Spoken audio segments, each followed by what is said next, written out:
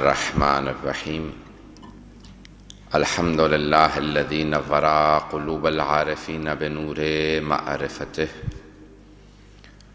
واثبت فؤاد انبیائہ واولیائہ بقصص الانبیاء والمرسلین واکمل ایمان المسلمین والمؤمنین بولایت علی امیر المؤمنین علیہ السلام۔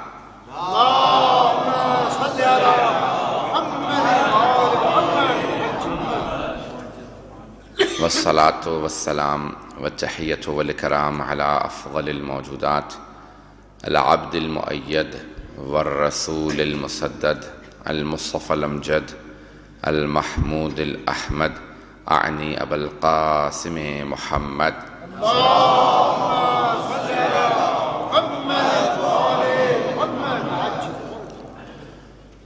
وعلى روحه ونفسه وسهره ووسيه سيد الأتقياء والأصفياء مولى الموالي إمام المتقين علي بن أبي طالب اللهم صل على محمد وآل محمد وعلى أوصيائه لا سيما بقية الله في الأرضين روحي وأرواح العالمين لتراب مقدمه الفداء واللعنة الدائمة على أعدائهم أجمعين من الآن إلى قيام يوم الدين.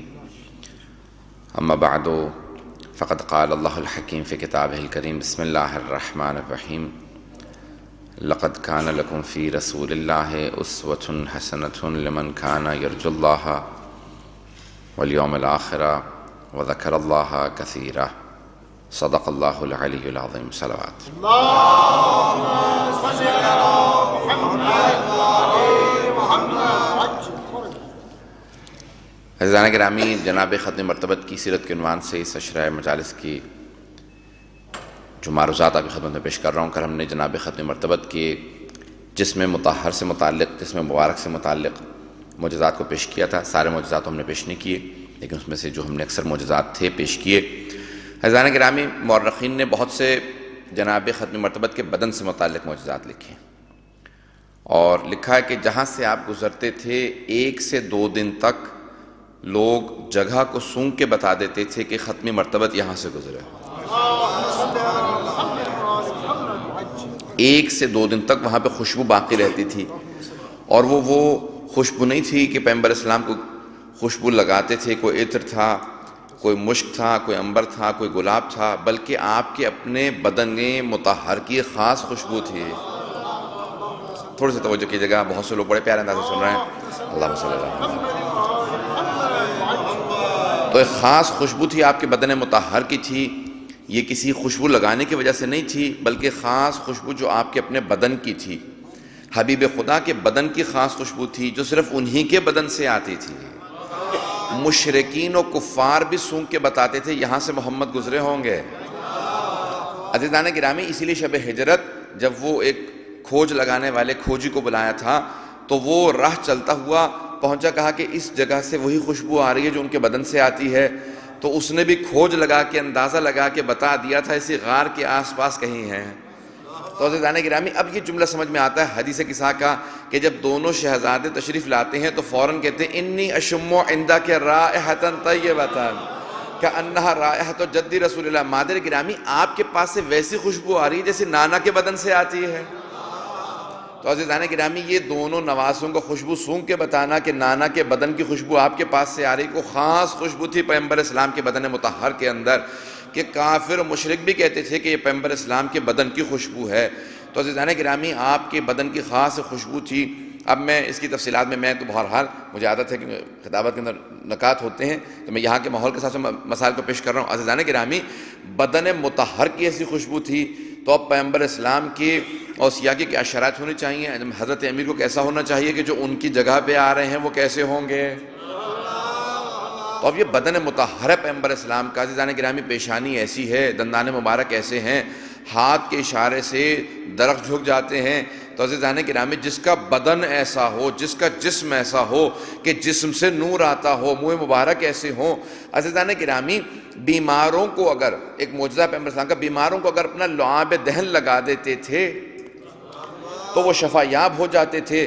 صحابہ کرام پیغمبر اسلام کے بدن سے مس ہوا ہوا پانی اس کا اتنا احترام کرتے تھے کہ جب پیغمبر اپنے وضو کے لیے پانی بدن پہ ڈالتے تھے تو صحابہ کیا کرتے تھے کہ اس پانی کو زمین پہ گرنے نہیں دیتے تھے، ایک ظرف میں اس پانی کو لے لیتے تھے، کہتے تھے کیونکہ اب یہ پیغمبر کے بدن سے مس ہو گیا ہے، اس پانی کو بہنے نہ دینا، مریضوں کو پلا دینا۔ تو وہ تبرکن اس پانی کو جو پیغمبر کے بدن سے مس ہوتا تھا کہ مریضوں کو پلا دینا، وہ شفا پا جائیں گے۔ جن کے بدن کا مس ہوا پانی یہ اثر رکھتا ہو، ان کے گودوں کے پالے کیا اثر رکھتے ہوں گے۔ عزیزان گرامی، معجزات جسم مطہر سے متعلق ایسے لکھے ہیں، یہاں تک ایک معجزہ لکھا ہے کہ اگر کوئی آتا تھا کہتا تھا کہ یا رسول خدا میں مریض ہوں، تو اگر لعاب دہن کے بغیر بھی آپ ہاتھ لگاتے تھے، پیدائشی کانے بہرے نابینا کو اندھے کو اگر ہاتھ لگا دیتے وہ شفا یاب ہو جاتا تھا۔ جو بیمار ہوتا تھا ایک ہاتھ کے لگانے سے شفا یاب ہو جاتا تھا۔ تو پیغمبر شرائط بتا کے جا رہے ہیں کہ دیکھو میری یہ شرائط ہیں، میرے اوصیاء کی شرائط کیا ہوں گی۔ عزیزان گرامی، بدن مطہر ایسا تھا، ختم مرتبت کا جسم مطہر ایسا تھا، اتنا پاک و پاکیزہ تھا کہ وہاں پہ اس کی شرائط بہت زیادہ بالا تھیں، بلند تھیں۔ یہ جسم مطہر ہے۔ آئیے ذرا میں بات کو آگے بڑھانا چاہتا ہوں، جو میں نے کل بات جہاں سے چھوڑی تھی وہیں سے متصل ہوں۔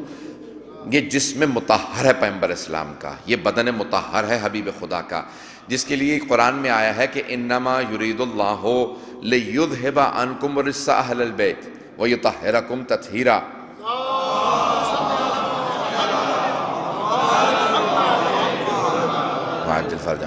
کہ اللہ سبحانہ وتعالیٰ فرماتا ہے کہ انما یرید اللہ، اے اہل بیت، اللہ تو بس یہ ارادہ رکھتا ہے۔ انما حصر کے لیے آتا ہے، اب آپ ایک عرب ملک میں رہ رہے ہیں تو یہ کلمہ حصر ہے، تاکید کے لیے آتا ہے، کلمہ حصر ہے۔ انما یرید اللہ، اللہ کا بس یہ ارادہ ہے، جس کے ارادے کا نتیجہ کل کائنات ہو۔ جس کے ارادے کا نتیجہ تو ہے نا، جس نے ارادہ کیا ہر چیز ہو گئی، اگر وہ ارادہ نہ کرتا کچھ نہ ہوتا۔ جس کے ارادے کا نتیجہ کل کائنات ہے، وہ اللہ کہتا ہے کہ اس کا بس یہ ارادہ ہے۔ انما یرید اللہ، اللہ کا بس یہ ارادہ ہے، لیذھب عنکم الرجس اہل البیت، اے اہل بیت آپ سے رجس کو دور رکھے۔ تھوڑی سی توجہ کیجیے گا، اللہ کہہ رہا ہے کہ اس کا بس یہ ارادہ ہے کہ آپ سے اے اہل بیت رجس کو دور رکھے۔ اب آئیے ذرا عزیزان گرامی، ان دو تین الفاظ کی تشریح کر دوں گا کہ پیغمبر اسلام پاک و پاکیزہ، اسی بات کو پہچانا چاہ رہا ہوں۔ اللہ یہ فرما رہا ہے کہ اس کا یہ ارادہ ہے، جس کے ارادے کا نتیجہ کل کائنات ہے، اور اس کا ارادہ کیا منزل رکھتا ہے؟ انما امرہ اذا اراد شیئا ان یقول لہ کن فیکون۔ اس کا ارادہ یہ ہے کہ وہ ارادہ کرتا ہے اور کہتا ہے ہو جا، اور چیز ہو جاتی ہے۔ جب چھٹے امام سے پوچھا گیا کہ مولا واقعاً ایسا ہی ہے کہ اللہ ارادہ کرتا ہے اور کہتا ہو جا اور چیز ہو جاتی ہے؟ آپ نے فرمایا نہیں، یہ بھی تمہارے سمجھانے کے لیے ہے۔ اگر وہ کہے ہو جا اور چیز ہو تو پھر کیسا ارادہ؟ وہ ارادہ کرتا ہے اور چیز ہو جاتی ہے۔ کہ یہ سمجھانے کے لیے کہا ہے کہ کن فیکون کا درجہ ہے، اس سے بھی بالا تر ہے، اس سے بھی بلند تر ہے اس کا ارادہ۔ وہ صرف ارادہ کرتا ہے اور چیزیں ہو جاتی ہیں۔ عزیزان گرامی، جس کا ارادہ ایسا ہے کہ وہ ارادہ کرتا ہے اور ہر چیز وجود میں آ جاتی ہے۔ ایک جملے کو پیش کر دوں، میں نے ارادہ کیا مجلس پڑھنے کا، ارادے سے لے کے مجلس تک کم از کم میرے اور آپ کے لیے 4 مراحل ہیں۔ میں نے ارادہ کیا، تیاری کی، چلا، پہنچا اور اب پیش کر رہا ہوں، تو کہاں سے ارادہ اور کہاں مجلس؟ عزیزان گرامی، ارادے سے لے کے عمل تک کم از کم 4 مراحل ہیں۔ اللہ خود سے فرما رہا ہے اس کا ارادہ کن فیکون ہے، کوئی مراحل نہیں ہے۔ وہ اللہ کہتا ہے اس کا یہ ارادہ ہے، جب سے خدا ہے تب سے اس کا ارادہ ہے، جب سے وہ ہے تب سے اس کا ارادہ ہے، اور اس کا ارادہ یہ ہے کہ اہل بیت سے رجس کو دور رکھے۔ استاد جوادی عملی کا جملہ پیش کر رہا ہوں، تھوڑی سی تشریح کروں گا کہ یہ نہیں کہا کہ اہل بیت میں آپ کو رجس سے دور رکھوں گا، یہ فرمایا کہ میں رجس کو آپ سے دور رکھوں گا۔ تھوڑی سی اور تشریح کر دیتا ہوں، اگر معاذ اللہ خدا یہ فرماتا نا کہ اے اہل بیت میں آپ کو رجس سے دور رکھوں گا، تو مفہوم یہ نکلتا کہ اہل بیت تو رجس کے پاس جانے کی کوشش کرتے معاذ اللہ، لیکن اللہ دور رکھتا۔ اگر اللہ یہ کہتا کہ میں آپ کو رزق سے دور رکھوں گا تو اہل بیت جانے کی کوشش کرتے، لیکن اللہ دور رکھتا. لیکن اللہ نے یہ فرمایا اے اہل بیت میں رزق کو آپ سے دور رکھوں گا، یعنی رزق آنے کی کوشش بھی کرے گا تو میں دور رکھوں گا. تو ایک بات واضح ہو گئی نا، جو اہل بیت سے دور ہے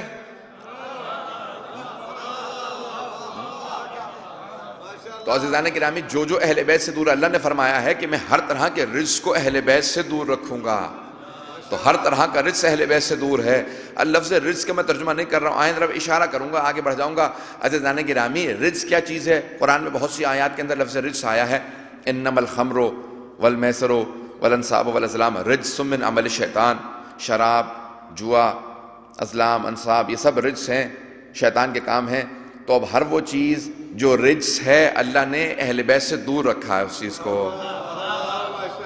پہنچ رہے ہیں عزیزان گرامی، بس بات کو اشارتاً پہنچ جائیے گا. اب ہر وہ چیز جو رجس ہے اللہ نے دور رکھا ہے. آئیے ذرا ایک اور آیت پیش کر دوں. فَاجْتَنِبُوا رِجْسًا مِنَ الْأَوْثَانِ وَاجْتَنِبُوا قَوْلَ الزُّورِ. بت پرستی کے رجس سے بچو، زور گوئی سے بچو. یہ دونوں چیزیں رجس ہیں. بت پرستی رجس ہے، زور گوئی رجس ہے. تو بت پرستی رجس ہے. ہمارے سب مسلمان بھائیوں نے لکھا ہے کہ سارے صحابہ ہیں رضی اللہ عنہم سوائے علی بن ابی طالب کے، وہ ہیں کرم اللہ وجہہ. وہ کہتے ہیں کہ اللہ نے ان کے چہرے پہ کرم کیا. کیوں؟ کیا کرم کیا؟ وہ کہتے ہیں ان کی پیشانی اعلان رسالت سے پہلے بھی کسی بت کے سامنے نہیں جھکی، کیونکہ بت پرستی رجس ہے. اب عزیزان گرامی اللہ نے ہر طرح کے رزق کو اہل بیت سے دور رکھا ہے. محمد و آل محمد سے ہر طرح کے رزق کو دور رکھا ہے. تو اب جہاں جہاں اہل بیت ہوں گے اللہ نے ان سے رزق دور رکھا ہے. تو امیر المؤمنین کی پیشانی کا بتوں کے سامنے نہ جھکنا یہ سمجھا رہے ہیں کہ دیکھو اہل بیت ایسے ہوں گے، جہاں جہاں اہل بیت نظر آئیں گے وہاں بت پرستی نہیں ہوگی. اس سے زیادہ میں تفصیل میں نہیں جا سکتا ہوں عزیزان گرامی. اللہ نے ہر طرح کے رزق کو اہل بیت سے دور رکھا. تو محمد و آل محمد سے ہر طرح کا رزق دور ہے، چاہے وہ مرد ہوں چاہے زن ہوں. جہاں پہ شرک نظر آئے گا وہ اہل بیت نہیں ہو سکتے. تو عزیزان گرامی چاہے اسلام سے پہلے ہو چاہے اسلام کے بعد ہو، عزیزان گرامی ختم مرتبت اتنے پاک و پاکیزہ ہیں، اتنے بلند و بالا ہیں، اتنی عظیم ہستی کا نام ہے کہ ہر طرح کا رزق ان سے دور ہے، اور ان کی آل سے بھی ہر طرح کا اللہ نے رزق دور رکھا ہے. تو اب ختم مرتبت پاک و پاکیزہ ہیں. اسی لیے اللہ نے جو ان کی دائی ہیں جناب ام ایمن، ان کو اتنی لمبی زندگی دی تاکہ وہ سب پنجتن کی دائی رہیں. اور وہ فرماتی ہیں سوائے حضرت امیر علیہ السلام کے سب کی دائی ہیں، کیونکہ جناب امیر کی خانہ کعبہ میں ولادت ہے عزیزان گرامی. تو پنجتن میں باقی سب کی وہی موجود تھیں. وہ کہتی ہیں کہ وہ جو میں نے پہلے میں شرائط پائی تھی وہی پانچویں میں شرائط پائی ہیں. تو کہا بالکل پاک و پاکیزہ، ہر آلائش سے پاک تھے. جو ہر طرح کی آلائشوں سے پاک ہیں وہ آیت تطہیر کا مصداق ہے. عزیزان گرامی آئیں ذرا میں بات کو آگے بڑھانا چاہتا ہوں. ختمی مرتبت حضرت محمد مصطفیٰ صلی اللہ علیہ وآلہ وسلم وعجل فرجہم، ان کی سیرت کیا ہے. اب 25 برس کے ہیں جب انہوں نے ساری شرائط بتا دی ہیں، اور اس وقت جناب خدیجۃ الکبریٰ نے ان کے لیے رشتہ بھیجا ہے. اگر بات آپ کے کل ذہن میں ہو تو جناب خدیجۃ الکبریٰ نے اپنی جو سہیلی تھی نفیسہ خاتون، ان سے کہا کہ جائیں ان کے چچا سے بات کریں. اور جب ان سے پوچھا بھی میسرہ نے کہ آپ کی شادی سے متعلق، آپ نے کہا کہ میں نے اپنے چچا کو حق دے رکھا ہے. عزیزان گرامی کوئی اتنا بلند و بالا ہو کہ حبیب خدا اپنے رشتے کا حق انہیں دے دیں. کہا اس امر کے مختار میرے چچا ہیں. تو ان کے پاس رشتہ آیا. اب یہاں پہ کوئی یہ نہ سمجھے کہ جناب خدیجہ کا مقام کم ہے، پوری دنیا کے لوگ ان کے لیے رشتے بھیج رہے تھے، لیکن انہوں نے ہر رشتے کو رد کر دیا. کہا کہ نہیں، ہمیں کسی ایسے کا انتظار ہے جس کا اللہ نے ہم سے وعدہ کیا ہے. تو لیکن جب جیسے ہی جناب ختم مرتبت کا ان کو تعارف ہو گیا کہ یہ وہی ہیں جن کے ہم انتظار میں تھے، تو آپ نے خود رشتہ بھیجا. کیوں؟ تاکہ کبھی پیغمبر پہ حرف نہ آئے کہ جناب خدیجۃ الکبریٰ ملکۃ العرب تھی. تو پیسہ دیکھ کے ختم مرتبت میں رشتہ نہ بھیج دیا. ہوگا کہ نہیں، آپ کو زحمت نہیں دیں گے. پیغمبر اسلام پہ کبھی حرف نہ آئے کہ دولت دیکھ کے رشتہ بھیجا تھا. اگر بات واضح ہو رہی ہو عزیزان گرامی، تو جناب خدیجۃ الکبریٰ نے فوراً اظہار فرمایا کہ یہ وہی ہیں جو ساری شرائط اب تک دیکھتے چلے آئے تھے. اگر جناب امام زمانہ کی والدہ ذہن میں ہوں کہ جن کو خواب میں جناب فاطمہ الزہرا سلام اللہ علیہا نے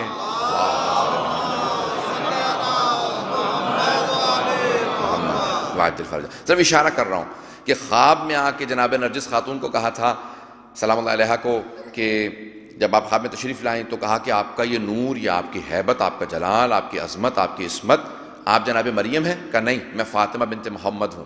اللہم صلی اللہ محمد وعلی محمد. کہا نبی آخر الزمان کی میں بیٹی ہوں. کہا کہ آپ آئی ہیں؟ کہا ہاں، میں تمہیں بتانے کے لیے آئی ہوں کہ آخر حجت کی ماں بننے کے لیے اللہ نے آپ کا انتخاب کیا ہے. میں تمہیں اسلام کی دعوت دینے کے لیے آئی ہوں. وہ جناب شمعون کی نسل سے تھیں، جناب عیسیٰ کے جو اوصیاء تھے، فوراً ان کو اسلام کی دعوت دی، انہوں نے اسلام قبول کیا. کہا کہ کیسے جاؤں گی؟ کہا کہ یہاں پہ کنیزوں کے جھرمٹ میں چلے جائیے گا، وہاں پہ میرا بیٹا علی نقی آپ کے انتظار میں ہوگا، اپنے بیٹے سے آپ کا عقد پڑھ دے گا. اب دیکھیے بی بی نے فوراً بتایا، وہ فوراً وہاں سے کنیزوں کے جھرمٹ میں چلی گئیں. تو اللہ نے ہر امام کی والدہ جو سب سے پاک و پاکیزہ، سب سے عظیم ہستیاں تھیں، خواتین تھیں، مستورات تھیں، اللہ نے ان کا انتخاب کیا اپنے اماموں کی ماں بننے کے لیے. جملے پہ غور کیجیے گا عزیزان گرامی. ائمہ کی ماں بہترین، جو سب سے پاک و پاکیزہ، کردار میں جو سب سے بلند تھیں، تقوی میں، زہد میں جو سب سے بلند تھیں، ان مستورات کا انتخاب کیا اپنے ائمہ کی ماں بننے کے لیے. عزیزان گرامی جب عرب میں نہیں تھی تو پھر کہا کہ ایران سے جناب شہربانوں کا انتخاب کیا جائے گا، نہیں ہوں تو پھر بربر قبیلے سے، جو الجزائر سے جناب امام ہشتم کی یا مختلف امام نہم کی، مختلف قبیلوں سے مختلف ائمہ کی. اور کہا کہ پھر 12ویں امام کی کہا کہ اگر کوئی ان سے بہتر نہ ہو تو پھر کہا جو سب سے عظمت والی ہوگی اس کا انتخاب کیا جائے گا. عزیزان گرامی یہ ائمہ کی ماں کا انتخاب ہے، اور اگر خاتون جنت کی ماں کا انتخاب ہو، اگر اب بات سمجھ میں آ گئی ہو، تو اب جس نے خاتون جنت کی ماں بننا ہو، جن کے لیے 11ویں امام نے فرمایا کہ نحن حجج اللہ علی الخلق وجدتنا فاطمہ حجت اللہ علینا، ہم لوگوں پہ اللہ کی حجت ہیں، ہماری دادی زہرا ہم پہ اللہ کی حجت ہے. تو اب جو ائمہ علیہم السلام پہ اللہ کی حجت ہو، ان کی ماں بننے کے لیے اللہ نے کسی کا انتخاب کرنا ہو، اب تصور کیجئے کہ اس بی بی کی عظمت کیا ہوگی، وہ کتنی پاک و پاکیزہ بی بی ہوں گی. یہ جناب خدیجۃ الکبریٰ ہیں. تو اب عزیزان گرامی اس لیے اتنا اہتمام تھا کہ جتنے رشتے آتے تھے جناب خدیجۃ الکبریٰ رد کر دیتی تھی، خبردار ہمارے لیے رشتے کوئی نہ بھیجے. یہاں تک بہت سے لوگوں نے لکھا ہے کہ اکثر لوگ رشتے کی جرت ہی نہیں کرتے تھے، کہا کہ یہ اتنی پاک و پاکیزہ بی بی. عزیزان گرامی اب میں ایک جملے سے آگے بات کو پیش نہیں کروں گا کیونکہ ختم مرتبہ سے متعلق مطالب کو پیش کرنا ہے. میں کیا پیش کروں اس بی بی سے متعلق کہ جس نے اپنی بہن کی بیٹیوں کو اس محبت سے پالا کہ دنیا کو آج تک شک ہے کہ ان کی تھیں یا بہنوں کی تھیں. عزیزان گرامی جو بہنوں کی بیٹیوں کو اس محبت سے پالا کہ دنیا آج تک شک کر رہی ہے کہ نہیں بہنوں کی تھیں یا اپنی بیٹیوں کو اس طرح سے پالا جاتا ہے. عزیزان گرامی یہ جناب خدیجۃ الکبریٰ ہیں. تو اب جب جناب خدیجۃ الکبریٰ کا رشتہ جناب ابو طالب نے پیش کیا جناب ختم مرتبت سے، کہا کہ اے میرے بھتیجے، میں گواہی دیتا ہوں کہ یہ بی بی پاک و پاکیزہ ہیں اور ان کا رشتہ آپ کے لیے آیا ہے. آپ کیا فرماتے ہیں؟ آپ کی کیا فرمائش ہے؟ اس رشتے کو قبول کر لیا جائے؟ دیکھیں جب جناب ختم مرتبت نے جناب ابو طالب کے ہاتھ میں دیا کہ چچا ہیں، تو جناب ابو طالب نے بھی اس عظمت کا لحاظ رکھا. کہا کہ چچا جان میری طرف سے آپ کو حق ہے. کہا کہ آپ کیا فرماتے ہیں؟ کہا کہ میری طرف سے اجازت ہے.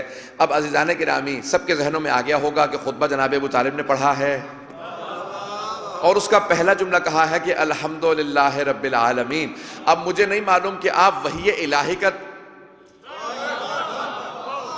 مطالعہ فرما رہے تھے کہ جو پہلی آیت ہوگی الحمدللہ رب العالمین ہوگی، جس کی وجہ سے آپ نے جناب ختمی مرتبت کے عقد کا جو خطبہ دیا اس کا پہلا جو کلمہ کہا وہ الحمدللہ رب العالمین کہا، یا نہیں اللہ کو اتنا پسند آیا جناب ابو طالب کا کہنا.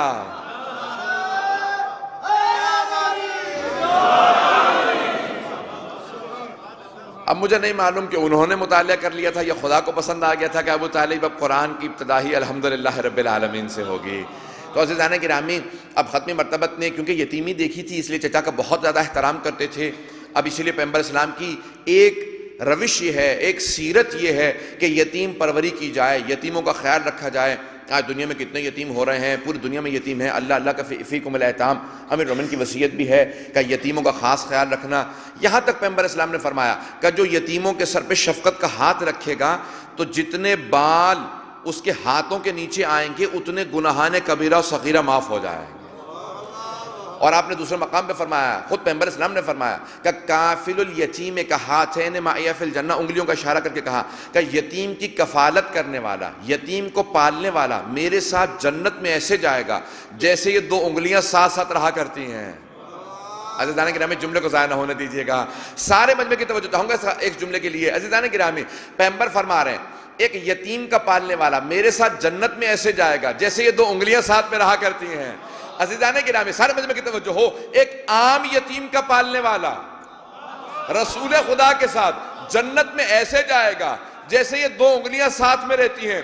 اور جس نے کائنات کے سب سے عظیم یتیم محمد مصطفیٰ کو پالا، اس ابو طالب سے متعلق کیا خیال ہے؟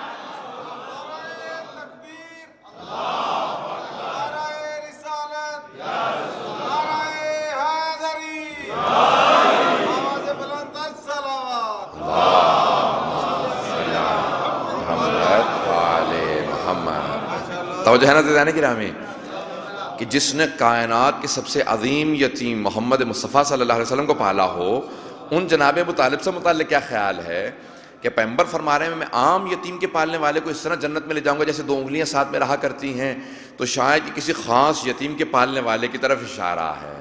تو عزیزان گرامی، پیغمبر نے یتیمی دیکھی تھی اس لیے چچا کو حق دیا، چچا ساتھ میں گئے۔ اب پیغمبر اسلام نے صرف دنیا کے اندر، عزیزان گرامی، پیغمبر صرف دینا جانتے ہیں، اسی لیے صرف 2 ہی چیزیں لینے گئے ہیں اپنی زندگی کے اندر۔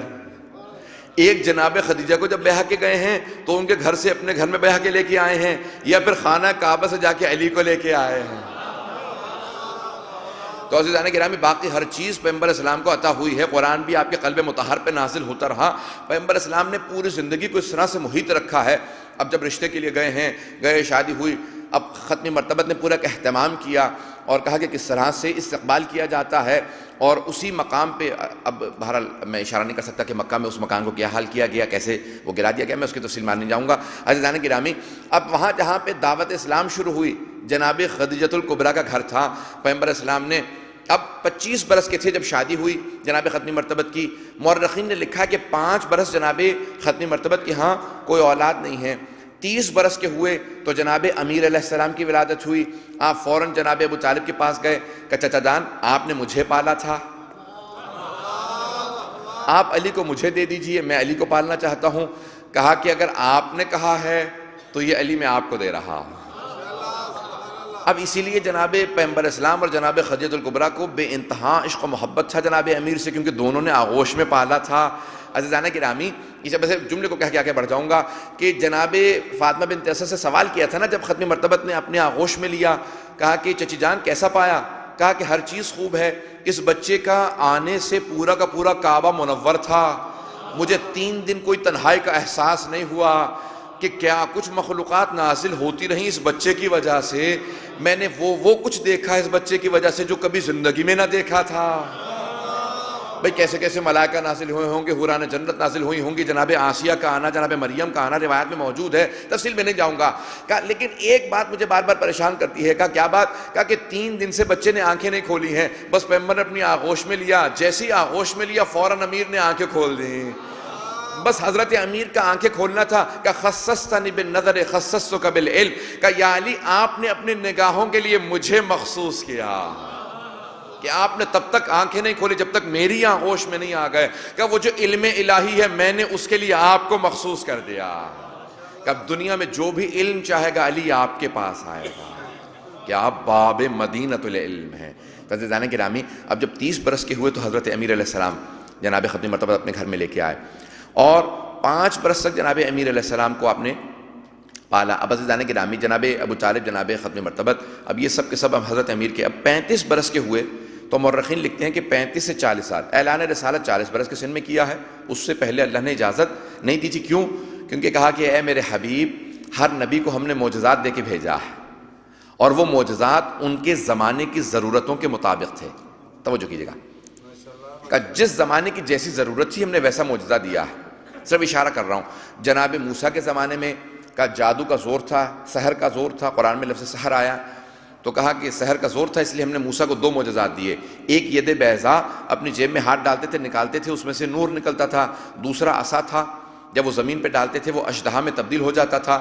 عزیزان گرامی، جناب عیسیٰ کے زمانے میں طب کا زور تھا، حکمت کا زور تھا، اس زمانے میں بہت بڑے بڑے اس زمانے میں جو بھی یونانی اطباء تھے ان کا زور تھا۔ تو جناب عیسیٰ کو اللہ نے کیا دیا، ان کے ہاتھ سے شفا ہوتی تھی اور قم بإذن ربی کی ٹھوکر لگاتے تھے، مردوں کو زندہ کر دیا کرتے تھے، پیدائشی گونگے بہروں کو شفا دے دیتے تھے جناب عیسیٰ۔ تو اب جناب ختمی مرتبت کے دور میں عربوں کو دو باتوں پہ بہت ناز تھا۔ ایک اپنی زبان پہ کہتے تھے ہم عرب ہیں، باقی سب عجم ہیں، عجمی یعنی بے زبان، کہ ہمیں عربی زبان آتی ہے ہم عرب ہیں اور باقی سب عجمی ہیں، کہ ان کو زبان عربی زبان نہیں آتی۔ اور دوسرے اپنی شمشیر زنی پہ بہت ناز تھا، تلوار چلتی تھی، کشت و کشتار چلتا رہتا تھا، نسلوں میں خون ہوتے تھے، کہا تمہارے دادا نے میرے دادا کو گالی دی تھی، ہم اس کا بدلہ لینے کے لیے آئے ہیں، پھر قتل و غارت شروع، جنگیں شروع ہو جاتی تھی، چھوٹی چھوٹی باتوں پہ نسلوں میں کشت و کشتار چلتا تھا۔ عزیزان گرامی، اللہ نے کہا اے میرے حبیب، ان کو اپنی دو باتوں پہ ناز ہے، ایک اپنی زبان پہ ناز ہے، دوسرے اپنی تلوار پہ ناز ہے، ہم آپ کو دو معجزات دیں گے، ان کی زبان کے جواب کا نام قرآن ہوگا، تلوار کے جواب کا نام علی ہوگا۔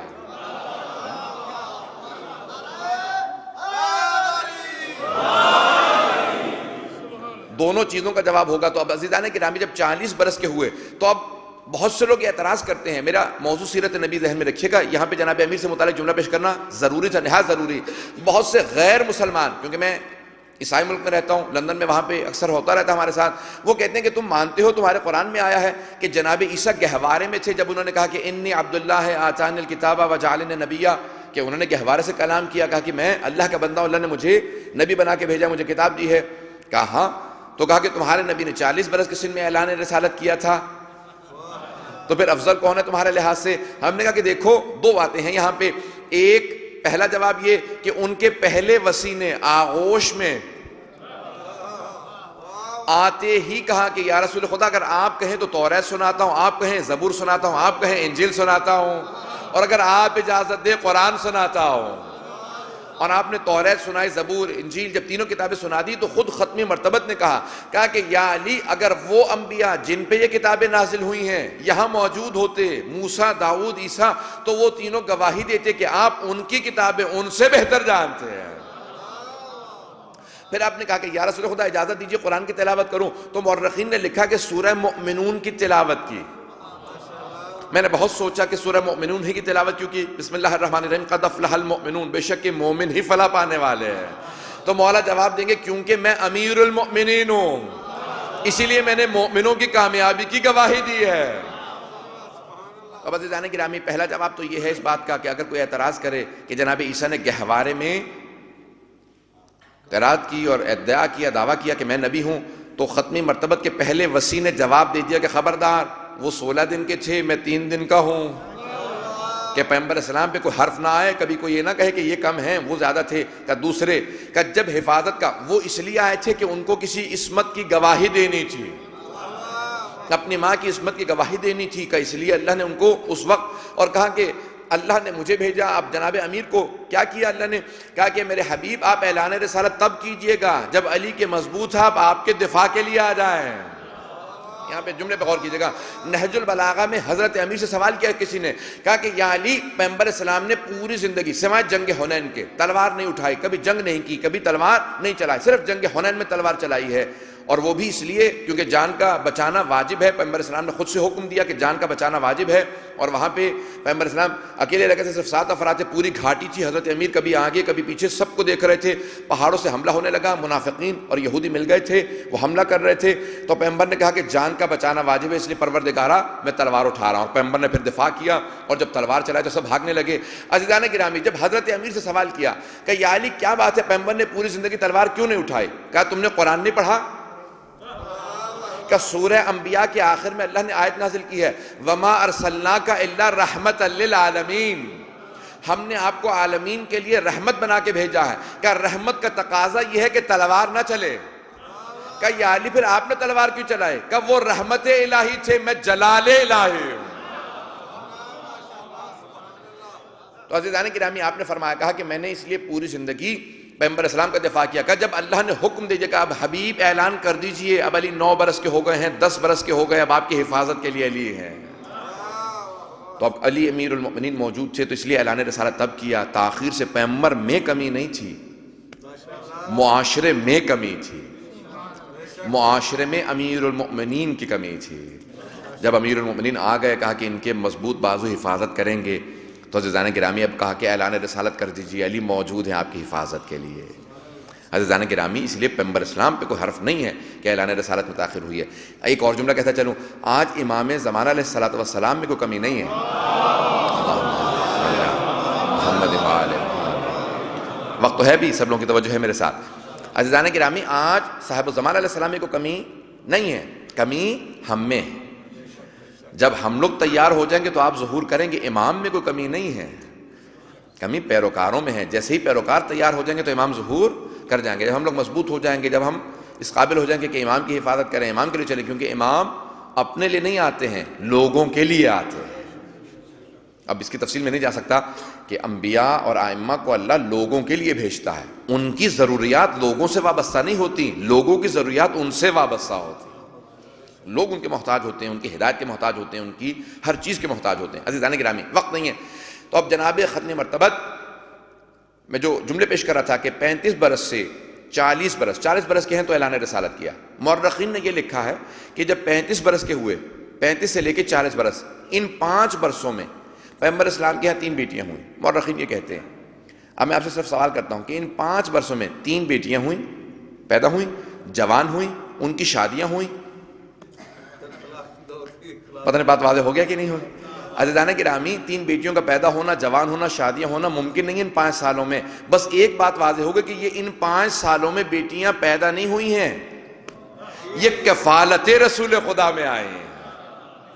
کیونکہ 3 بیٹیوں کا 5 سالوں میں پیدا ہونا، جوان ہونا، شادیاں ہونا، پھر طلاق کے بعد واپس آ جانا.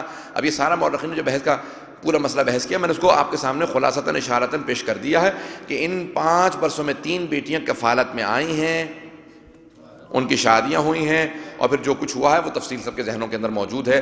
اس وقت نہیں ہے. تو عزیزان گرامی بات واضح ہو رہی ہے سب لوگوں کے لیے میری؟ عزیزان گرامی جناب ختم مرتبت نے اعلان کیا، 40 برس کے ہیں، اعلان کیا. ختم مرتبت جہاں جاتے تھے آپ کے چہرے کو دیکھ کے لوگ جو تعصب نہیں رکھتے تھے، جو بغض و کینہ نہیں رکھتے تھے، وہ دیکھ کے کہہ دیتے تھے کہ یہ عام انسان نہیں ہے. آپ کا وجود مقدس ایسا تھا، جو دیکھتا تھا وہ گرویدہ ہو جاتا تھا. اور پیغمبر اسلام نے پہلا خطبہ یہی دیا کوہ ابو قبیس پہ. کہا کہ اگر میں یہ کہوں کہ اس پہاڑ پہ جہاں میں کھڑا ہوں، اور سارا مجمع مکے کا خانہ کعبہ کی طرف کھڑا تھا اور پیغمبر کوہ ابو قبیس پہ کھڑے تھے پیچھے پہاڑ کے. آپ نے کہا کہ اگر میں کہوں اس پیچھے پہاڑ کے دشمن کی فوج آ گئی ہے حملہ کرنے کے لیے، تو آپ لوگ میری بات کو مانیں گے یا نہیں مانیں گے؟ سب نے ایک زبان ہو کے کہا یا رسول خدا، بلکہ یا رسول خدا تو مانتے ہی نہیں تھے، کہ محمد مصطفیٰ اگر آپ کہیں گے تو ہم سب کے سب مانیں گے. کیونکہ پیغمبر کا نام لینے سے ممانعت ہے. ہمیشہ جب بھی مخاطب کرو رسول اللہ کہہ کے مخاطب کرو، قرآن کا حکم ہے. میرے حبیب کو ویسے مت پکارو جیسے تم ایک دوسرے کو پکارتے ہو. میرے حبیب کو یا رسول اللہ کہہ کے پکارو. اور سب یا رسول اللہ کہتے تھے. امیر المومنین تو شروع سے یا رسول اللہ کہا کرتے تھے. اب میں چلے جملہ آ گیا تو اس کو پیش کر دوں گا، بات کو پیش کروں گا، وہ تکمیل کر دوں گا. سب نے وما محمد ابا احد من رجالکم ولکن رسول اللہ و خاتم النبیین، محمد تم مردوں میں سے کسی کے باپ نہیں ہیں. تو اب عزیزان گرامی پیغمبر کے جو لپالک بچے تھے بہت زیادہ تھے، بیٹے بھی بیٹیاں بہت زیادہ تھے. تو اللہ نے حکم دیا ان سب کو، کہا کہ کوئی بھی باپ نہیں کہہ سکتا. تو جب آیت نازل ہو گئی، پیغمبر اسلام جناب سیدہ کے گھر میں گئے تو جناب سیدہ نے فوراً کہا یا رسول اللہ تشریف لائیے، یا رسول اللہ کھانا کھائیے، یا رسول اللہ پانی لا دوں، یا رسول خدا کیا چاہیے؟ کہا بیٹی آج آپ کا مزاج بدلا ہوا ہے. کہا یا رسول اللہ آپ ہی نے تو فرمایا ہے کہ آیت نازل ہو گئی ہے، آج سے سب کو یا رسول اللہ کہنا ہے. کہا بیٹی یہ آیت سب کے لیے ہے، آپ کے لیے نہیں ہے. آپ اسی انداز سے یا ابتے کہتی رہیے، صرف آپ کو حق ہے بابا جان کہنے کا. بات واضح ہو رہی ہے عزیزان گرامی؟ تو اب عزیزان گرامی جناب ختم مرتبت نے سارے مکے کو جمع کیا. کہا کہ اگر کہوں کہ اس پہاڑ کے پیچھے دشمن کی فوج ہے، مانو گے؟ کہا اگر آپ کہیں گے ضرور مانیں گے. کہا اور اگر جا کے دیکھو اور فوج نظر نہ آئے تو پھر کیا کہو گے؟ کہا ہم کہیں گے ہماری آنکھوں کو دھوکہ ہو رہا ہے، آپ جھوٹ نہیں کہہ سکتے، آپ صادق و امین ہیں، اتنے سچے ہیں، آپ کبھی جھوٹ نہیں کہہ سکتے، ہم گواہی دیتے ہیں کہ آپ سچے ہیں. تو پیغمبر اسلام نے فرمایا کہ اگر سب گواہی دیتے ہو کہ میں سچا ہوں تو قولوا لا الہ الا اللہ تفلحوا، ان سب بتوں کو ماننا چھوڑ دو، ان میں سے کوئی خدا نہیں ہے، صرف ایک خدا ہے، وہ اللہ سبحانہ و تعالی. عزیزان گرامی مورخین نے لکھا بس یہ پہلا اعلان کرنا تھا، وہیں سے عداوتیں شروع ہو گئیں، لوگوں نے ہاتھوں میں پتھر لے لیے، کہا کہ نہیں ہم بتوں کو نہیں چھوڑ سکتے، کہ 4000 خدا جو ہمارے آباء و اجداد پوجتے چلے آ رہے ہیں ان کی پرستش کرتے ہیں، آپ نے ایک ہی لفظ کے اندر کہہ دیا یہ سارے خدا جھوٹنے ہیں، بس ایک خدا کو مان لیا جائے۔ تو عزیزان گرامی اب سب کے سب مقابلے پہ اتر آئے، کہا کہ نہیں ہم نہیں مان سکتے۔ تو عزیزان گرامی اب تک جو سب کے سب کہہ رہے تھے کہ آپ صادق و امین ہیں، اب سب نے کہا کہ نہیں ہم یہ اعلان نہیں مانیں گے۔ ایک جملے کی طرف غور کیجئے گا، اب سب کے سب کہہ رہے ہیں ہم ماننے کے لیے تیار نہیں ہیں۔ اب یہاں تک کہ انہوں نے سوال کیا، کہا کہ اے محمد ہمارے اتنے خدا ہیں، کوئی لکڑی کا ہے، کوئی پتھر کا ہے، کوئی آگ کا ہے، مختلف خدا ہیں، آپ بتائیے یہ ہمارے خدا ہیں، لات ایسا ہے، منات ایسا ہے، حبل ایسا ہے، عزا ایسا ہے، آپ کا خدا کیسا ہے؟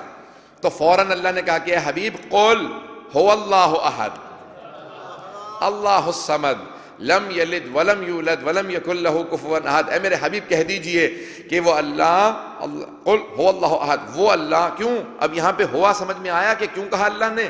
کیونکہ کسی کے سوال کے جواب میں اللہ کہہ رہا تھا کہ وہ اللہ ایک ہے، اللہ الصمد، وہ اللہ بے نیاز ہے، کسی کا محتاج نہیں۔ لم یلد ولم یولد، نہ وہ کسی کا بیٹا ہے نہ اس کا کوئی بیٹا ہے۔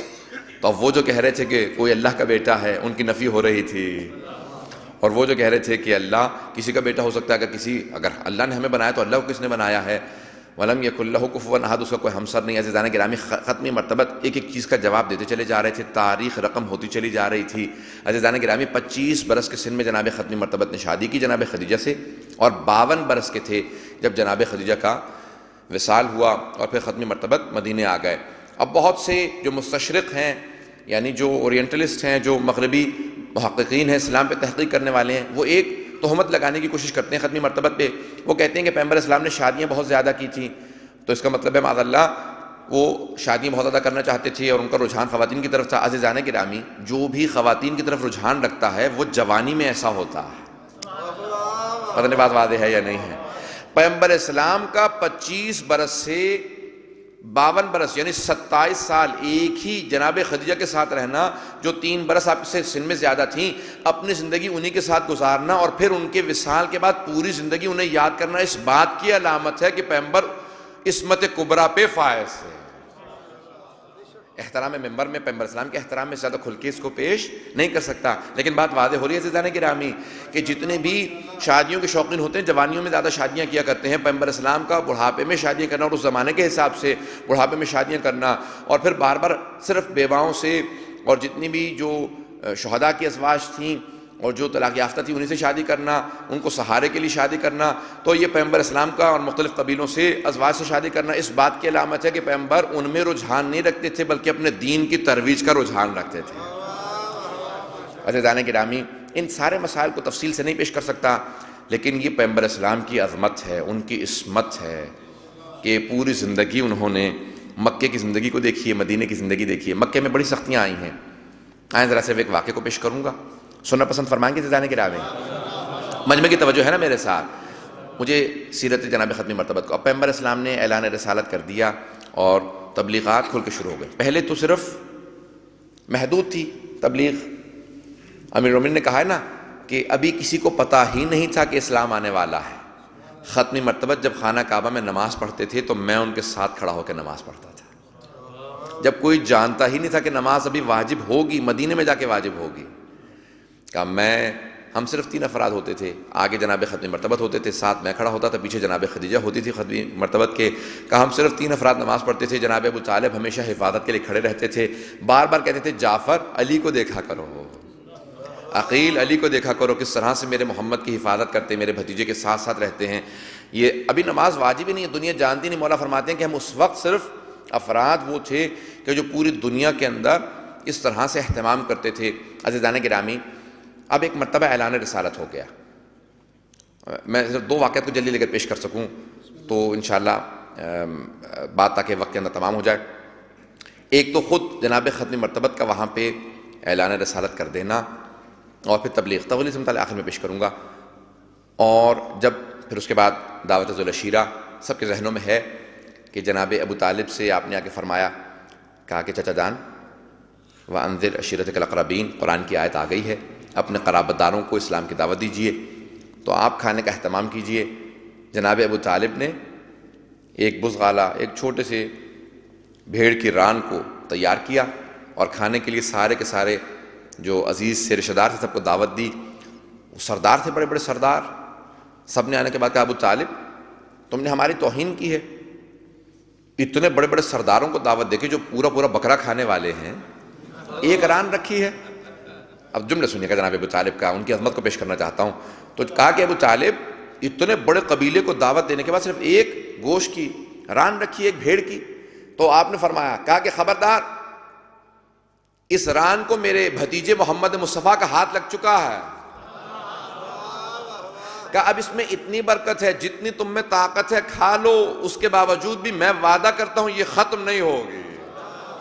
عزیزان گرامی، ابھی برکت کا تصور نہیں ہے دنیا کو. جناب ابو طالب اس وقت برکت کا تصور سمجھا رہے ہیں. کہ میرے بھتیجے کا ہاتھ لگ چکا ہے. عزیزان گرامی، انہوں نے واقعی جتنا کھا سکتے تھے اس سے زیادہ کھایا، زور لگاتے رہے. کہا کہ کیا بات ہے، ختم کیوں نہیں ہوتا یہ گوشت؟ اور اس کے بعد پھر یہ جملہ کہا جب جناب ختم مرتبت کھڑے ہوئے کچھ کہنے کے لیے. تو ابو لہب نے کہا کہ میرا بھتیجا جادوگر ہے، ایک ران پہ پورے قبیلے کو سیر کر دیا، واپس چلو. تو ساحر مجنون، یہ قرآن کی آیت ہے نا کہ لوگ کہتے ہیں کہ جادوگر ہیں، مجنون ہیں، شاعر ہیں. سب اٹھے چلے گئے. جناب ختم مرتبت کی آنکھوں میں آنسو آ گئے کہ میں نے بھی کچھ کہا ہی نہیں تھا. فوراً جناب ابو طالب آقا، بھتیجے کیا بات ہے؟ کہتا چچا جان، جو اللہ کی طرف سے دعوت دے رہی تھی اس نے سننے سے انکار کر دیا. کہا تو کیا ہوا، میں دوبارہ کل کے لیے دعوت کا اہتمام کر دیتا ہوں. کتنا یقین ہے جناب ابو طالب کو ختمی مرتبت پہ. کہا کہ میں دوبارہ دعوت کا اہتمام کر دیتا ہوں. دوبارہ دعوت کا اہتمام کیا. اگلے دن دوبارہ وہی کچھ ہوا. ابو لہب کھڑا ہوا، کچھ لوگوں کو تیار کیا، کہا کہ چلو واپس چلیں.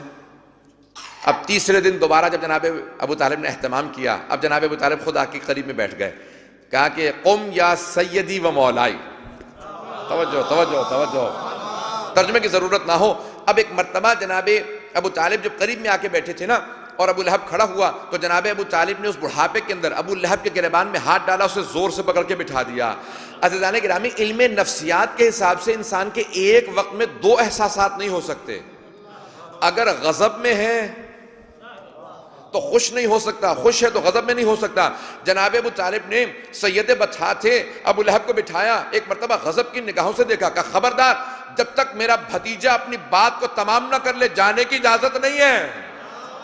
پھر ایک مرتبہ ختمی مرتبت کو دیکھا. کہا قم یا سیدی و مولائی، اے میرے آقا، اے میرے مولا، کھڑے ہو جائیے. عزیزان گرامی، جناب ابو طالب کا یہ جملہ کہنا کہ اے میرے آقا، اے میرے مولا، ختمی مرتبت سے ابھی اعلان رسالت نہیں کیا. اس وقت بھی جناب ابو طالب کا اس طرح سے کہنا اس بات کی علامت ہے کہ انہیں یقین محکم تھا. وہ عین الیقین کی منزل پہ تھے. کہا کہ کھڑے ہو جائیے، اپنے پیغام کو پہنچا دیجئے. ختمی مرتبت نے کہا کہ یہ سارے بت جس کی تم پرستش کرتے ہو یہ باطل ہیں، بس صرف ایک خدا ہے، اس کو دیکھا نہیں جا سکتا، وہ کبھی نظر نہیں آئے گا. تفصیل سے پیغمبر نے خطبہ دیا. کہا اب جو بھی میرے اس امر میں، کیونکہ میں اللہ کا رسول ہوں، اللہ نے مجھے کہا کہ اعلان رسالت کر دیجئے، میں اللہ کا بھیجا ہوا رسول ہوں، جو اس امر میں میری مدد کرے گا فہو اخی و وصی و خلیفتی و وزیر من بعدی، وہ میرا بھائی ہے، وہ میرا بھائی ہوگا، وہ میرا وصی ہوگا، میرا وزیر ہوگا اور میرا خلیفہ ہوگا. جملہ کہا. جناب امیر کھڑے ہوئے. کہا کہ یا رسول اللہ، میں آپ کے تمام ان امور کے اندر آپ کا ساتھ دوں گا.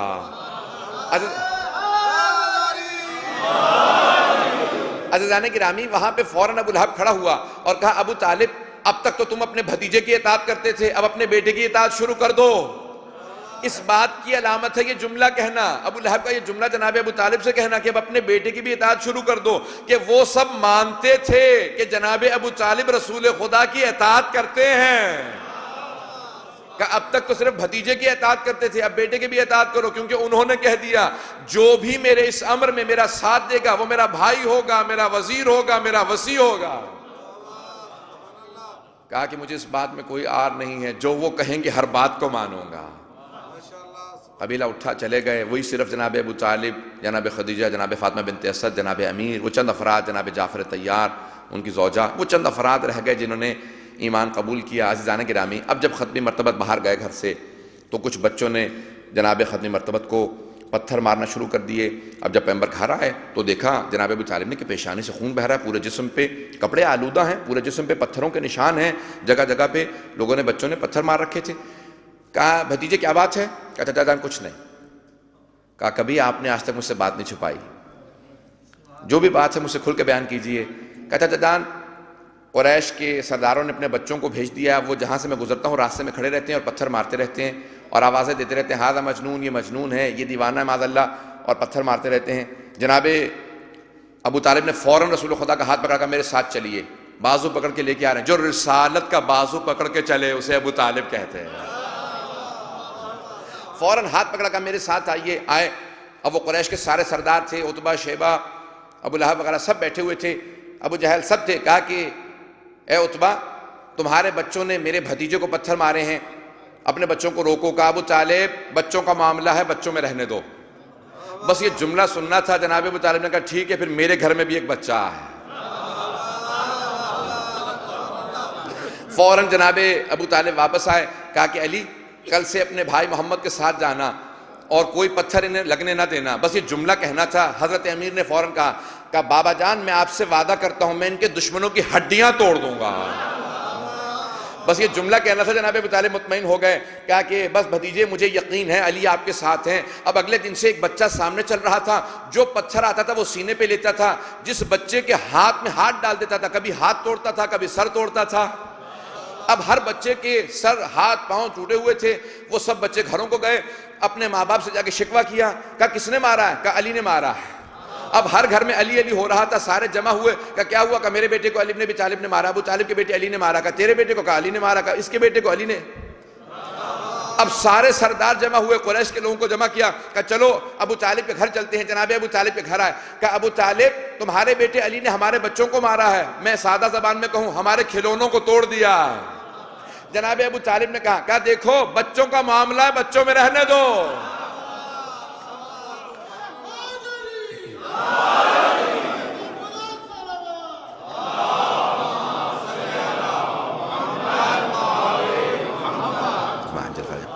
عزیزان گرامی، یہ جناب امیر، جناب حضرت ابو طالب، جناب خدیجہ، ان تینوں کی زحمتوں کا نتیجہ ہے کہ آج اسلام یہاں تک پہنچا ہے۔ وہ ملکۃ العرب تھی، اپنی ساری دولت قربان کر دی۔ وہ قریش کے سردار تھے جناب ابو طالب، انہوں نے اپنی سرداری قربان کر دی۔ جناب امیر نے اپنی پوری جوانی قربان کر دی۔ اور ایک چوتھی چیز ہے کہ وہ کمال ہے رسول خدا کا، وہ ان کی اپنی شخصیت ہے، وہ ان کی ذات گرامی ہے، وہ ان کی عظمت ہے، وہ ان کی عصمت ہے، جس وجہ سے دین پہنچا۔ عزیزان گرامی، ختمی مرتبہ ایک مرتبہ طائف گئے، جناب امیر سے کہا کہ آپ یہیں پہ رہیے۔ جو لوگ ایمان لے آئے تھے ان سب کو روک دیا۔ طائف میں جا کے اعلان کیا، لوگوں نے اتنے پتھر مارے۔ خود پیغمبر اسلام کہتے تھے میری زندگی کا سب سے سخت دن یہی تھا۔ جب واپس آئے تو سر سے لے کے پاؤں تک لہو لہان تھے۔ جب واپس آئے تو یہ نہیں سوچ رہے کہ میری کیا حالت ہے، ایک ہی بات سوچ رہے ہیں میں اپنی بیٹی زہرا کو کیا بتاؤں گا۔ میری بیٹی یہ سوچے کہ کوئی میرے بابا کا چاہنے والا نہیں، ایک 6 برس کی بچی کو کیسے سمجھاؤں گا۔ جناب ختمی مرتبہ کو اپنے زخم یاد نہیں آ رہے کہ اتنے پتھر لگے۔ آئے، دروازے پہ کھڑے رہے، دیکھا کہ ایک بچی دروازے کے پیچھے بابا کا انتظار کر رہی ہے۔ پیغمبر نے دروازہ کھولا، دیکھا بیٹی سامنے کھڑی۔ بی بی نے فوراً سر سے لے کے پاؤں تک دیکھا اور دیکھنے کے بعد اندازہ لگا لیا کہ بابا پہ بہت ظلم کیا گیا ہے۔ بی بی نے فوراً ایک جملہ کہا، اگر اور کوئی بیٹی ہوتی نا تو دل توڑ دیتی، کمزوری محسوس کرتی۔ بی بی نے کہا کہ اگر میں اپنے بابا کو سہارا نہیں دوں گی تو اور کون سہارا دے گا، میرا تو کوئی بھائی بھی نہیں ہے۔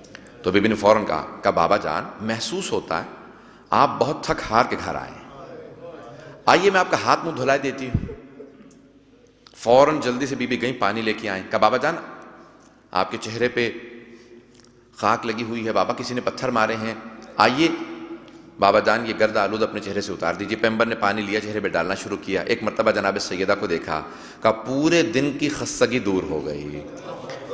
جب میں پورے دن کی تبلیغ کے بعد تھک ہار کے گھر آتا ہوں تو میری لخت جگر، جب میں آپ کو دیکھتا ہوں تو میری ساری تھکان دور ہو جاتی ہے، ساری خستگی دور ہو جاتی ہے، مجھ میں دوبارہ تبلیغ رسالت الہیہ کا شوق پیدا ہوتا ہے۔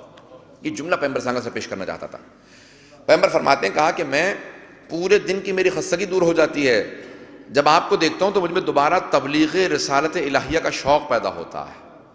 میں ہاتھ جوڑ کے ختم مرتبہ کی خدمت میں پیش کروں گا سوال اپنا کہ یا رسول اللہ، جن کی بیٹیاں ہوتی تھی اس زمانے میں وہ کہتے تھے میری تو کمر ٹوٹ گئی ہے، آپ فرما رہے ہیں کہ مجھ میں دوبارہ شوق پیدا ہوتا ہے، تو کہیں گے نادان تو کیا سمجھے، میں جب بھی اپنی بیٹی کی پیشانی کو دیکھتا ہوں مجھے 11 اماموں کا نور نظر آتا ہے، اور وہ انوار چیخ چیخ کے کہہ رہے ہوتے ہیں نانا آپ دین کو پہنچا جائیے، ہم بچانے آ رہے ہیں۔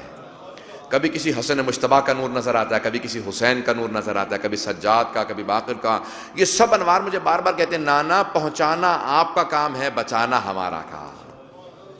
جب میں اپنی بیٹی کی پیشانی کو دیکھتا ہوں عزیزان گرامی، اب کوئی خاتون جنت جیسی تو ہو نہیں سکتی عزیزان گرامی۔ آئیں ذرا جملوں کو پیش کرنا چاہتا ہوں کہ خاتون جنت، رسول خدا نے کہا نا کہ ہم اسوہ حسنہ ہیں، ختمی مرتبہ اسوہ حسنہ تھے، 12 امام اسوہ حسنہ تھے، تو اب کوئی مستورات میں بھی تو کوئی ہونا چاہیے نا جو اسوہ ہو مستورات کے لیے۔ تو پیغمبر نے کہا کہ دیکھو مستورات کے لیے کون ہے اسوہ، بس میں مصاحب کی طرف آ رہا ہوں عزیزان گرامی۔ کہ مستورات کے لیے کون ہے اسوہ، کہ مستورات کے لیے میری بیٹی زہرا جو عصمت پہ فائز ہے، کہ ایک مثالی بیٹی، ایگزامپلری ڈاٹر، ایک مثالی بیٹی کیسی ہونی چاہیے، کہ میری بیٹی بتائے گی۔ ایک مثالی زوجہ کیسی ہونی چاہیے، میری بیٹی بتائے گی۔ ایک مثالی ماں کیسی ہونی چاہیے، میری بیٹی بتائے گی۔ کہ مثالی بہن کیسی ہونی چاہیے، کہ لیکن میری بیٹی کے 3 بھائی تھے، تینوں بچپن میں انتقال کر گئے، جناب قاسم، جناب عبداللہ، جناب ابراہیم، تینوں بچپن میں 2 برس کے تھے، تینوں انتقال کر گئے۔ کہ میری بیٹی مثالی بہن ہے لیکن موقع نہیں ملا کہ ثابت کرے کہ مثالی بہن کیسی ہوتی ہے۔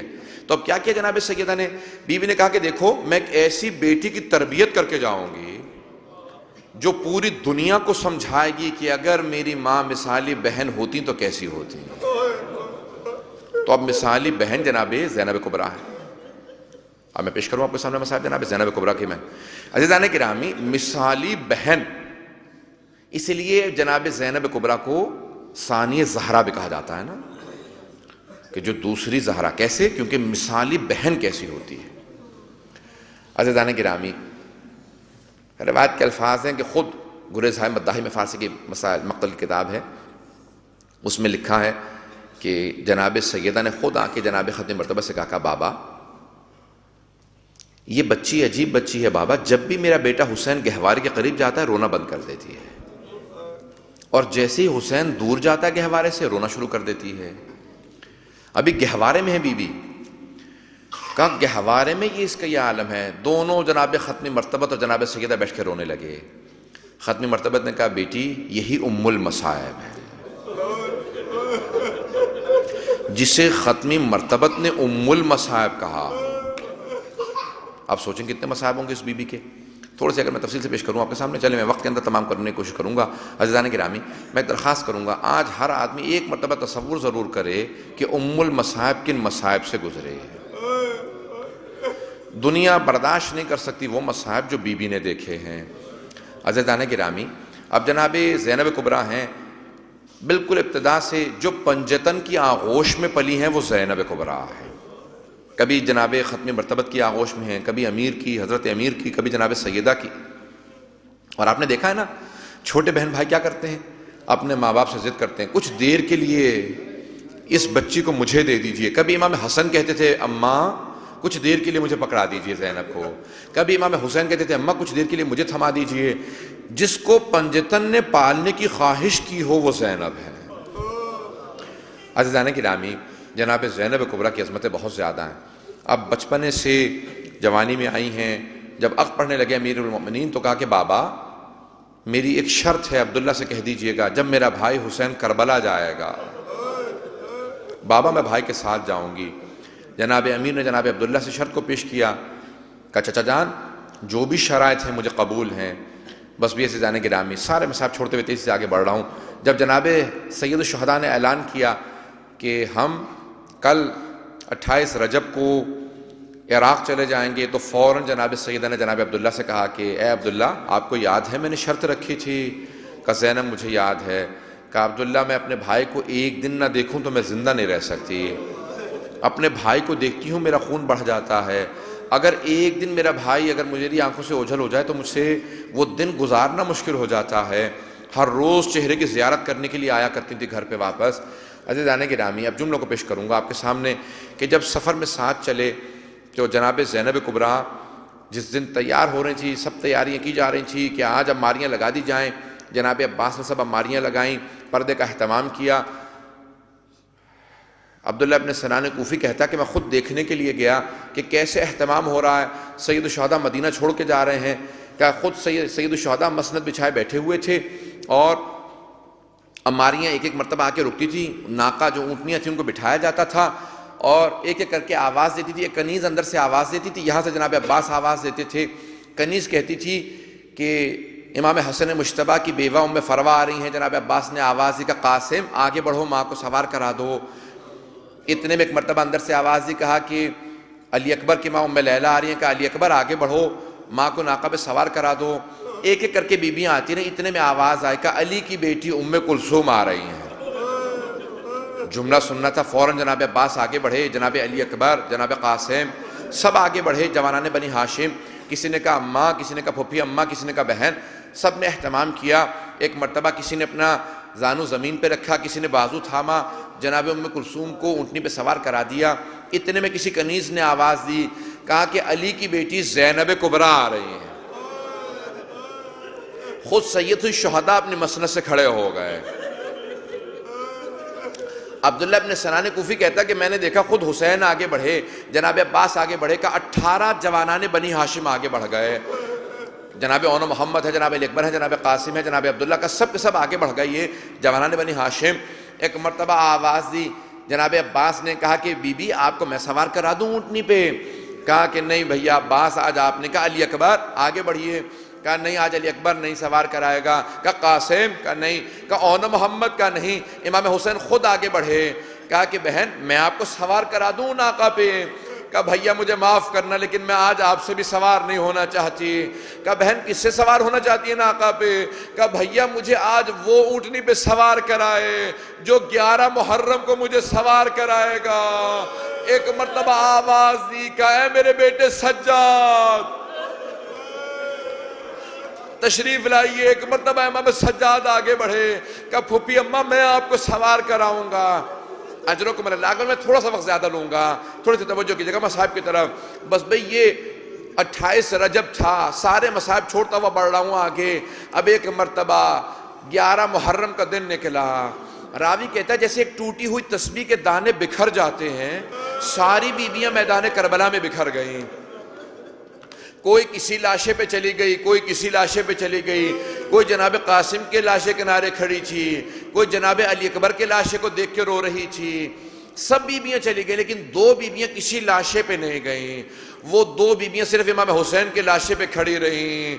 وہ کون ہیں 2 بیویاں؟ ایک جناب رباب ہے جن کی آنکھیں پتھرا چکی تھیں، وہ جناب سید الشہداء کے لاشے کنارے کھڑی تھی، اور دوسری جناب زینب کبریٰ۔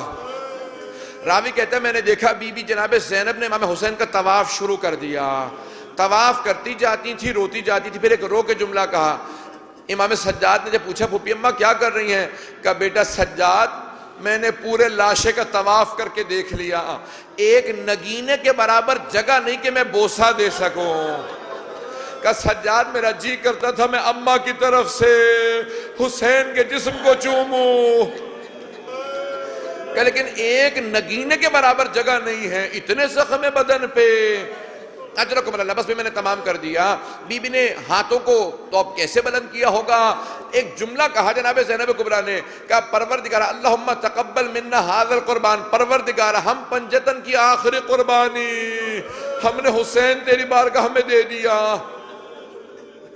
بس بھی ایک مرتبہ جناب زینب نے ایک ایک بی بی کو اونٹنی پہ سوار کرا دیا، یہاں تک کہ ماں کی کنیز جناب فضہ کو بھی اونٹنی پہ سوار کرا دیا۔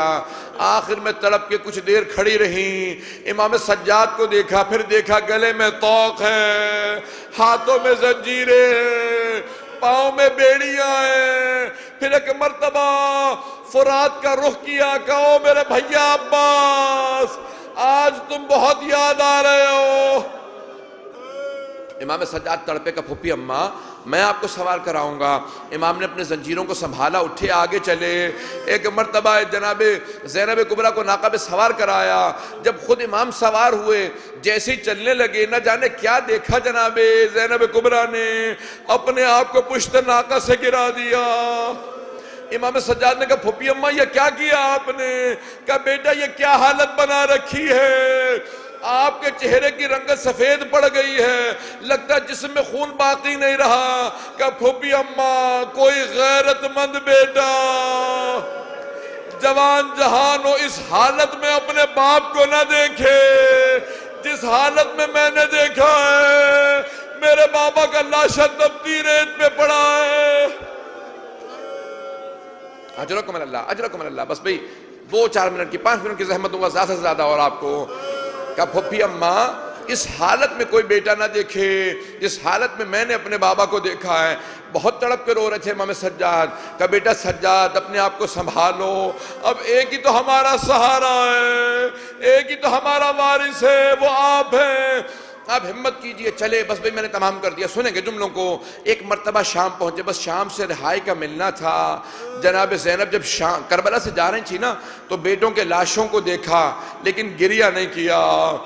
کیوں؟ جانتی تھی کہ اگر میں رونے لگی ان دوسری بیویوں کو سہارا کون دے گا، لیکن ماں تھی نا، کیا کیا بیٹوں کے لاشوں کو دیکھا، آنکھیں بند کی، کہا او نا محمد خدا حافظ، اے میرے شیرو تمہاری ماں جا رہی ہے۔ اب چلی بی بی شام میں پہنچی، شام میں بھی جب سر آئے بی بی نے بیٹوں کے سروں کو نہیں لیا، دوبارہ 40 پہ کربلا آئیں، ہر قبر پہ گئیں، ہر لاشے کی قبر پہ گئیں، لیکن اپنے بیٹوں کی قبروں پہ نہیں گئیں۔ جب ایک مرتبہ 40 سے واپس مدینے جانے لگیں، دوبارہ کہا او نا محمد الوداع، اے میرے بیٹوں میں ماں جا رہی ہے۔ اب آئیں مدینہ واپس آئیں، کیسے آئیں، کس حالت میں آئیں؟ آنے کے بعد کہا سجاد مجھے پہلے میرے نانا کے روزے پہ لے چلو۔ راوی کہتا ہے مسوگنا مانے محمد کے الفاظ پیش کر رہا ہوں، بی بی نے دونوں ہاتھ روزہ رسول کے دروازے پہ رکھے، اندر نہیں جا رہے، رک کے ایک جملہ کہا نانا یا جدہ انی نائیت الیک بولدک الحسین، نانا آپ کے نواسے حسین کی سنانی لائی ہوں۔ نانا 70 قدم کے فاصلے پہ میں نے اپنی آنکھوں سے دیکھا جب شمر نے امامہ اتارا، جب خنجر چلا، سارا مدینہ رونے لگا، اس بلند آواز سے رونے لگا کہ بی بی کی آواز دب گئی۔ اب بی بی کی آواز نہیں آ رہی تھی، کوئی بی بی کی آواز کو نہیں سن سکتا تھا۔ ایک مرتبہ سارا مجمع خاموش ہو گیا۔ جب مجمع خاموش ہوا نا تو بی بی نے دوسرا جملہ کہا نانا اگر نامحرموں کا مجمع نہ ہوتا، نانا میں اپنی کلائیوں سے چادر ہٹاتی، نانا میں اپنے بازوؤں کے نشان دکھاتی، نانا میں بتاتی مجھے کتنے تازی آنے لگے۔ بس بی بی اٹھیں چلیں، کہا کہ سجاد مجھے کچھ دیر کے لیے ماں کی قبر پہ لے چلو۔ جب ماں کی قبر پہ آئیں نا، جناب سیدہ کی قبر پہ آئیں، مورخین یہ لکھتے ہیں، علماء یہ کہتے ہیں کہ جب ایک خاتون اپنے شوہر سے اپنے مصائب چھپا سکتی ہے، اپنے بیٹوں سے اپنے مصائب چھپا سکتی ہے، اپنے باپ سے بھائیوں سے مصائب چھپا سکتی ہے، لیکن جب ایک خاتون اپنی ماں کے پاس آتی ہے تو اپنے مصائب چھپا نہیں سکتی۔ جناب زینب کبریٰ جب آئی نا جناب سیدہ کی قبر پہ تو تڑپ کے رونے لگی کہ اماں میں کربلا سے ہدیہ لائی ہوں آپ کے لیے۔ بی بی نے سامان کھولا، ایک کرتا نکالا، جناب سیدہ کی قبر پہ بچھایا کہ اماں یہ آپ کے حسین کا کرتا ہے۔ قبر پہ زلزلہ آنے لگا، بی بی نے تڑپ کے ایک جملہ کہا کہ اماں آپ سے برداشت نہیں ہوا، اماں آپ نے کرتا دیکھا ہے، میں نے حسین کا لاشا۔ بس بھی آخری جملے کو پیش کر رہا ہوں، میں جانتا ہوں میں نے بڑا وقت لے لیا۔ عزیزان گرامی، اب ایک مرتبہ جناب زینب کبریٰ اٹھیں اور اپنے بھائی کے گھر پہ گئیں، نہ جانے جا کے کس کس سے ملی ہوں گی۔ روایت کے الفاظ ہیں جب ملی تو سب سے پہلے جناب ام البنین سے ملی۔ جناب ام البنین آ کے پرسہ دینے لگی کہ بی بی میں حسین کا پرسہ دینے آئی ہوں۔ جناب زینب کبریٰ نے کہا کہ اماں میں آپ کو عباس کا پرسہ دیتی ہوں۔ کہ بی بی میرے چاروں بیٹے حسین پہ قربان، مجھے اپنے بیٹوں کا اتنا غم نہیں جتنا حسین کا غم ہے کہ اماں میں آپ کے لیے بھی ہدیہ لائی ہوں۔ ایک مرتبہ سامان کھولا، علم کا پھریرا نکالا، پھریرا نکال کے جناب ام البنین کو دیا۔ مجمع نے دیکھا اس پہ 2 ہاتھوں کے نشان تھے۔ الا لعنۃ اللہ علی القوم الظالمین وَسَيَعْلَمُ الَّذِينَ ظَلَمُوا أَيَّ مُنقَلَبٍ يَنقَلِبُونَ۔ بس بھی ہاتھوں کو بلند کیجیے گا، ایک واسطہ دوں گا، زیادہ تفصیل سے نہیں پڑھوں گا۔ پروردگارا، واسطہ اس لحظے کا جب جناب عبداللہ ابن جعفر طیار نے بلا بھیجا کہ سید سجاد پھپھی سے کہو گھر واپس آ جائے۔ وہ بی بی جنہوں نے کربلا میں بیٹوں کو یاد نہیں کیا تھا، شام میں بیٹوں کو یاد نہیں کیا تھا، اربعین پہ بیٹوں کو یاد نہیں کیا تھا، نانا کے روضے پہ بیٹوں کا تذکرہ نہیں کیا، ماں کی قبر پہ بیٹوں کا کوئی ذکر نہیں کیا، بھائی کے گھر گئی بیٹوں کا ذکر نہیں کیا، لیکن آخر ماں تھیں۔ جیسے بی بی اٹھی نا بھائی کے گھر سے، سر پہ برقع لیا، بی بی کی ٹانگیں لرزنے لگی، کلیجہ منہ کو آنے لگا، دل پھٹنے لگا۔ جیسے ہی اپنے گھر پہنچی، صحن میں بچھے 2 مصلے دیکھے، دونوں جانمازیں اٹھا کے سینے سے لگائیں، تڑپ کے رونے لگی کہ اون محمد میرا اس گھر میں دل نہیں لگتا۔ بی بی بہت تڑپ کے روئیں۔ پروردگارا، اس لحظے کا واسطہ جب بی بی بیٹھی رو رہی تھی اور اپنے بچوں کو یاد کر رہی تھی، ہمیں امام زمانہ کا ظہور دیکھنا نصیب فرما۔ پروردگارا، امام زمانہ کے ظہور میں تعجیل فرما، جنت البقیع تعمیر ہوتا دیکھنا نصیب فرما، شام کے روزوں کی حفاظت فرما، عراق کے روزوں کی حفاظت فرما۔ پروردگارا، بہت سے لوگوں نے التماس سے دعا کی ہے۔ پروردگارا، ایک آخری واسطہ دوں گا۔ پروردگارا، اس لحظے کا واسطہ جب جناب عبداللہ ابن جعفر طیار گھر میں آئے، جناب زینب صحن میں بیٹھی رو رہی تھی، نہ جانے کیا دیکھا جناب عبداللہ ابن جعفر طیار نے۔ ایک مرتبہ دیکھا، پہلا تو جملہ یہی کہا کہ بی بی آپ کون ہیں؟ میرے گھر میں کیوں تشریف لائی ہیں؟ میری زوجہ موجود نہیں ہیں، اگر میری طرف دیکھ سکیں۔ روایت کے الفاظ ہے، بی بی نے دونوں ہاتھ اٹھائے سر پہ رکھے اور کھڑی ہو گئی کہ عبداللہ پہچانا نہیں؟ عبداللہ میں زینب ہوں، عبداللہ ہم لٹ گئے، برباد ہو گئے، اون محمد مارے گئے۔ نہ جانے کیا دیکھا جناب عبداللہ نے، زمین پہ گر گئے، پھر اٹھے پھر گر گئے۔ جب دوسری مرتبہ گرے تو جناب زینب نے کہا عبداللہ بیٹوں کی شہادت برداشت نہیں ہو رہی؟ کہا زینب وہ دونوں حسین پہ قربان، میں ہوتا میں بھی قربان ہو جاتا۔ زینب مجھے بیٹوں کی شہادت کا نہیں، مجھے ایک سوال کا جواب دو۔ کہا عبداللہ کیا سوال ہے؟ کہا زینب یہ بتاؤ یہ کلائیوں پہ نشان کیسے ہے؟ بی بی نے تڑپ کے کہا کہ عبداللہ ہاتھوں میں رسیاں تھی، شرابی کا دربار تھا، کوفہ و شام کے بازار تھے، ہاتھوں میں پتھر تھے، باغیوں کے نعرے تھے۔ جناب عبداللہ برداشت نہیں کر سکے۔ پروردگارا، بی بی کے ان جملوں کا واسطہ ہمارے گنہگار آنکھوں کو ہمارے امام کی زیارت نصیب فرما۔ پروردگارا، بی بی کے روضے کی حفاظت فرما۔ پروردگارا، تمام مؤمنین و مؤمنات کے جان مال عزت آبرو کی حفاظت فرما۔